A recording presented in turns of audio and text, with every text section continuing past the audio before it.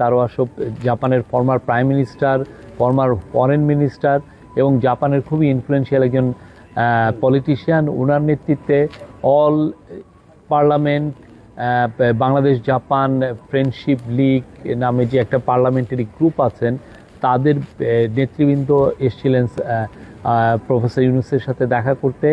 এরপরে ইয়োহেই সাসাকাওয়া, যিনি Nippon foundation এবং সাসাকাওয়া পিস ফাউন্ডেশনের প্রধান, ওনার জন্য একটা ডিনার হোস্ট করেন। এবং পরবর্তীতে ফ্রেন্ডস অফ বাংলাদেশ, যেখানে বাংলাদেশি কমিউনিটির সিনিয়র যারা মেম্বার এখানে আছেন এবং জাপানি সোসাইটির যারা টপ ডিগনিটারিজ, তারা এসেছিলেন প্রফেসর ইউনুসের সাথে দেখা করতে।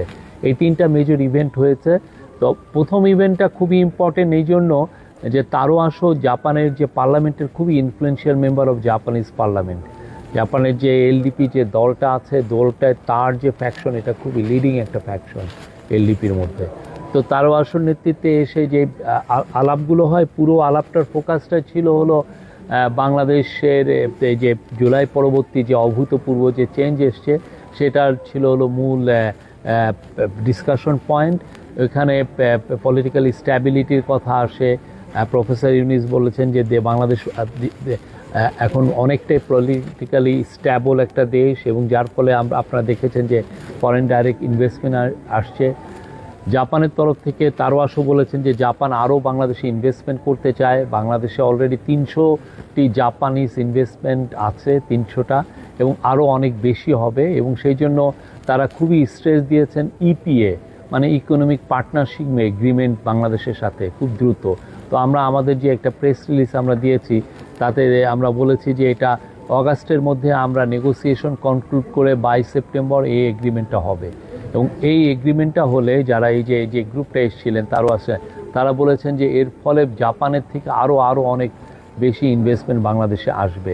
কারণ ইপিএর মাধ্যমে যেটা হবে যে বাংলাদেশ অনেক ট্যারিফ সুবিধা পাবে, এবং বাংলাদেশে যে জাপানিজ যে কোম্পানিগুলো যারা ইনভেস্ট করবেন তাদের জন্য বিশেষ সুবিধা থাকবে।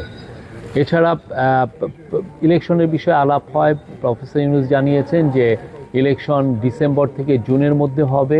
উনি বলেছেন যে তার গভর্নমেন্ট অলরেডি বিভিন্ন এরিয়াতে সিরিজ আকারে ইনভেস্টমেন্ট করেছেন।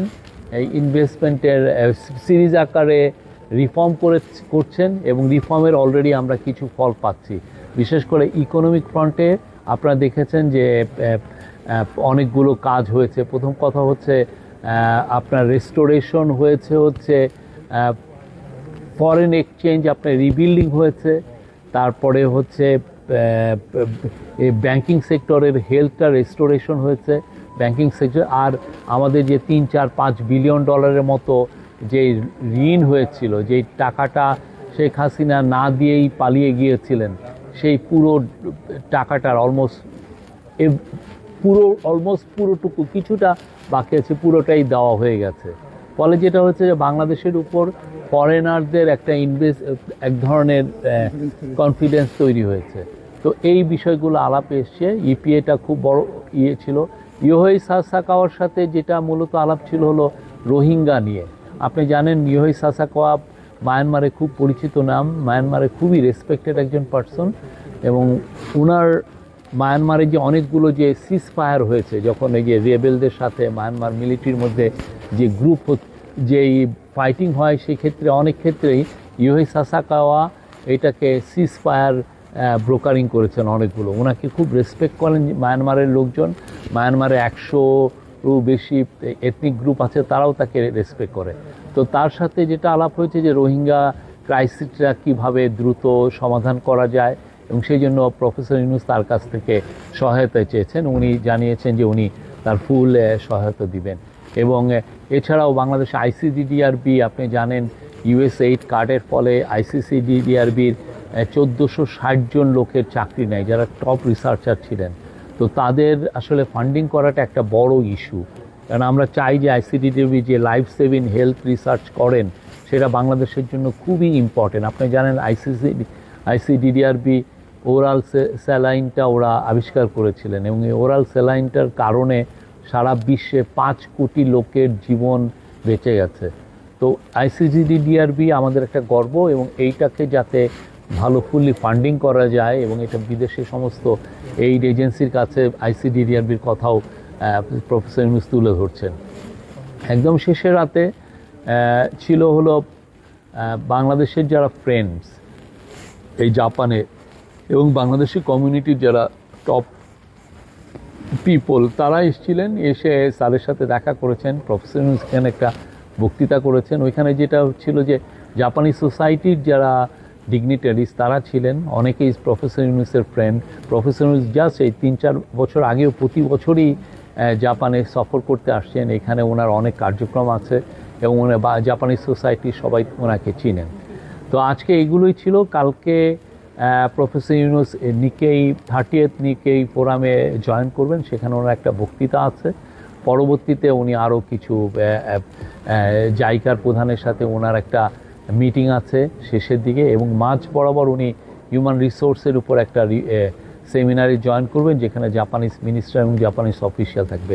এই হিউম্যান রিসোর্সের সেমিনারটা খুব ইম্পর্টেন্ট, কেননা এইখানে আমরা যে জাপানে প্রচুর লোক পাঠাতে চাচ্ছি, বিশেষ করে আমাদের টার্গেট হচ্ছে 1 লক্ষ লোক পাঠানো, হাই স্কিল ওয়ার্কার পাঠানো, স্কিল ম্যান পাওয়ার পাঠানো। সেটার জন্য কালকে এই বিষয়ে কথাবার্তা হবে এবং আমাদের কি করতে হবে, আমাদের যেটা প্রাইমারি ওরা আমাদেরকে জানিয়েছে যে আমাদের ল্যাঙ্গুয়েজ ট্রেনিংয়ের খুবই অবস্থাটা ভালো না। আমরা N5 পর্যন্ত ল্যাঙ্গুয়েজ ট্রেনিং দেই, N4 পর্যন্ত দেই না। ওরা চাচ্ছে যে N4 পর্যন্ত যদি দেওয়া হয় তাহলে বাংলাদেশি অনেক ওয়ার্কারকে তারা নিতে পারবে স্কিল ম্যান পাওয়ার হিসেবে। তো এই জায়গাটায় উনি এমফাসিস করতে চাচ্ছেন এবং কালকে এটা নিয়ে অনেক আলাপ হবে। কি করলে অলরেডি এখানে জাপানে আসার আগে প্রফেসর ইউনূস একটা টাস্ক ফোর্স করেছেন, জাপানে কিভাবে দ্রুত 1 লক্ষ লোক পাঠানো যায়। এখানে জাপানের খুবই স্কিল লেবারের খুবই শর্টেজ, এবং বাংলাদেশ একটা অপরচুনিটির মধ্যে আছে যে বাংলাদেশ এখানে প্রচুর স্কিল ম্যান পাওয়ার পাঠাতে পারবে, এবং এটা যদি এই 1 লক্ষ লোক যদি আমরা পাঠাতে পারি, এটা পরবর্তী আর একটা ফ্লাড গেট ওপেন করবে। এটার পর্যায়ে যেটা মালয়েশিয়া আমাদের হয়েছে বা মিডল ইস্টে হয়েছে। তো প্রফেসর ইউনূস মনে করছেন যে এইটা আমরা যদি ল্যাঙ্গুয়েজ ট্রেনিং যদি খুব ভালোভাবে নিতে পারি, তাহলে জাপানও সেরকম একটা বড় ম্যান পাওয়ার মার্কেট হবে।